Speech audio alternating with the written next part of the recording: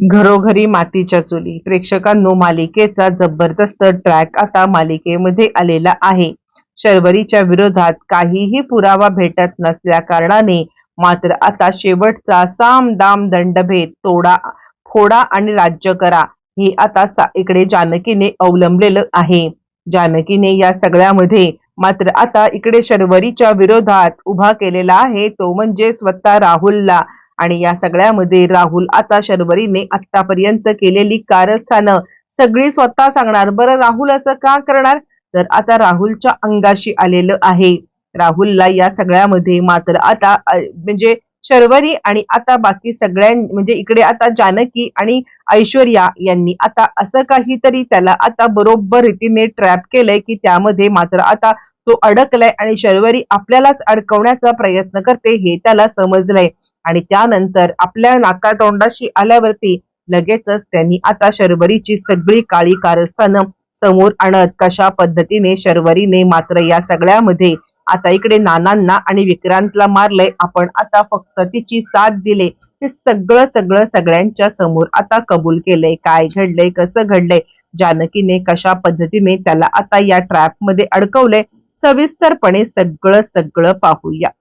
इकडे आता आपण पाहिलं की ऋषिकेश हा आता मुळशी गावातली एक प्रतिष्ठित व्यक्ती आहे आणि या व्यक्तीवरती हल्ला झालाय म्हटल्यावरती मात्र आता इन्स्पेक्टर साहेब धावत पळत हॉस्पिटलच्या दिशेने आलेले आहेत आणि आता जानकीची चौकशी करतायत.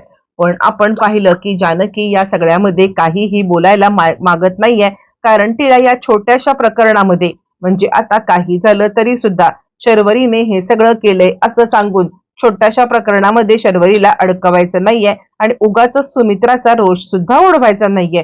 म्हणून आता डायरेक्ट ती काही बोलत नाहीये आणि ती सांगायला लागते तुम्ही डायरेक्ट ऋषिकेश सोबत बोलून घ्या. आणि ऋषिकेश आणि तिचं ऑलरेडी आधीच बोलणं झालेलं आहे की काहीही झालं तरी शर्वरीच्या बद्दलची कोणतीही बातमी बाहेर काढायची नाहीये, तिला डायरेक्ट शिक्षा करायची आहे. आता इकडे ऋषिकेशकडे आलेले आहेत ते म्हणजे स्वतः आता इन्स्पेक्टर साहेब आणि ते ऋषिकेशची चौकशी करत आहेत.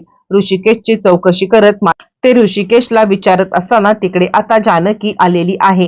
जानकी या सगळ्यामध्ये ऋषिकेशला इशारा करते आणि इन्स्पेक्टर साहेबांना काही सांगायला नको असं ती आता सांगत आहे.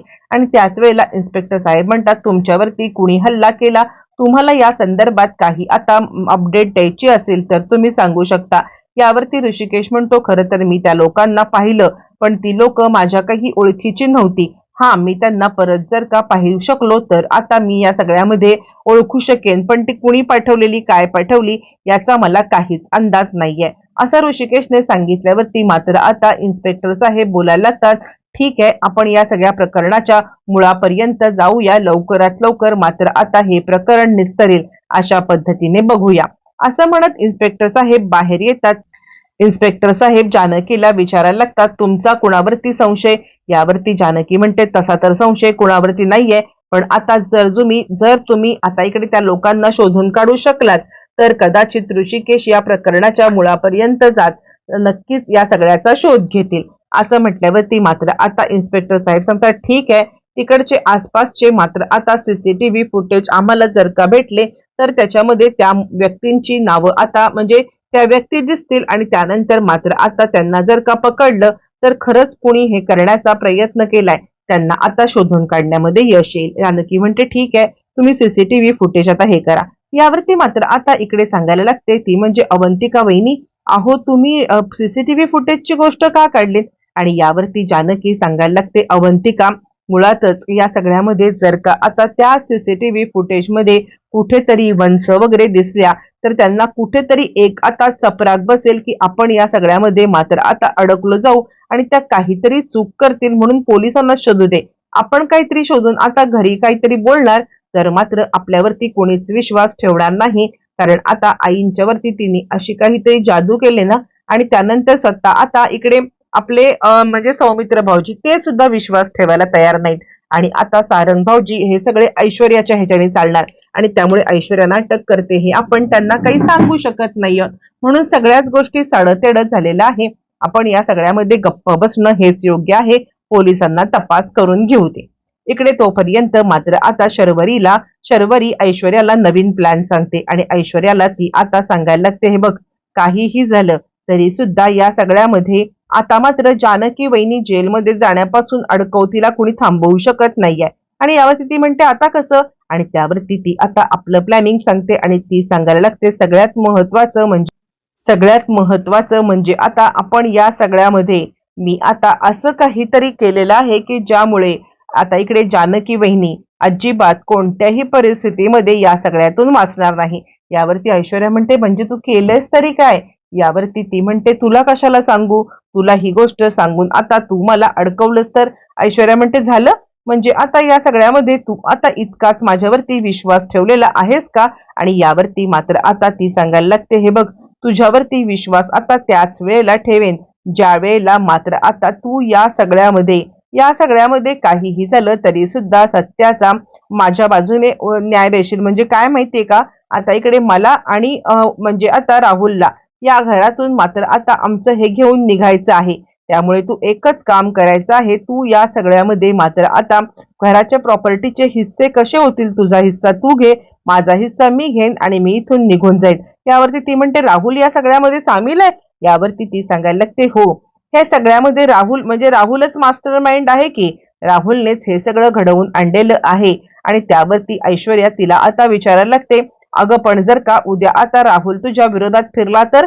यावरती ती आता सांगायला लागते त्याच्या विरुद्ध मी आता असे असे काही पुरावे गोळा केलेत ना की त्यानंतर जर का या सगळ्यामध्ये तो माझ्या विरोधात जाण्याचा जरी त्याने छटाकभर जरी प्रयत्न केला ना तरी सुद्धा मी इकडे त्याला आता सोडणार नाहीये. असं म्हटल्यावरती मात्र आता इकडे ऐश्वर्याने बरोबर युक्ती केले आणि जानकीने तिला आता जे काही सांगितलेलं आहे त्यानुसार मात्र आता हे सगळं रेकॉर्डिंग तिने आता जानकीला पाठवलंय. झालं, ऐश्वर्या या सगळ्यामध्ये अडकलेली म्हणजे शर्वरी या सगळ्यामध्ये अडकलेली आहे आणि शर्वरी मात्र आता इकडे हे सगळं बोलून आता इकडे रेकॉर्डिंग जे काही केलेलं आहे ऐश्वर्याने त्याची तिला तिळमात्र सुद्धा आता कल्पना नाहीये. आणि त्याचमुळे ती आता अशा पद्धतीने अडकले आणि त्यानंतर ते सगळं रेकॉर्डिंग इकडे आता पाठवण्यात आलेलं आहे, ते म्हणजे स्वतः आता राहुलला जानकीने. बरं, तोपर्यंत जानकी आता दुसरा पुरावा घेण्यासाठी तिकडे आता येते. त्यावेळेला मात्र आता ज्या माणसाने 1 करोड रुपये आणायला सांगितले आणि त्याच वेळेला जानकी आता फोन करते, पण तो माणूस मात्र आता सोबत आलेल्या इकडे आता पाहतो तो म्हणजे अवंतिकाला पाहिल्यावरती मात्र आता तो माणूस इकडे आता चिडलेला आहे. ज्या वेळेला तो माणूस चिडलेला आहे आणि त्यावरती तो आता सांगायला लागतो हे बघ, तू आता तुझं प्रॉमिस काही पाळलेलं नाहीयेस. तू या सगळ्यामध्ये मात्र आता मी तुला सांगितलं होतं की तू एकटी येऊन मात्र आता या सगळ्यामध्ये या गोष्टी कर, पण तू एकटी आलेली नाहीयेस. तू एकटी न आल्या कारणाने मी आता या सगळ्यामध्ये तुला एकच गोष्ट सांगतोय की आता ह्या सगळ्यामध्ये तुला 2 करोड रुपये द्यायला लागतील. 2 करोड रुपये आता देऊन जर का तू या सगळ्यामध्ये आलीस तरच तुला पुरावे भेटतील, नाही तर तुला पुरावे भेटतील. जानकी म्हणते काय बोलताय तुम्ही? यावरती तो माणूस सांगायला लागतो हो, तुला जर का खरंच पुरावे हवे असतील तर या सगळ्यामध्ये तुला आता इकडे यावं लागेलच 2 करोड रुपये घेऊन.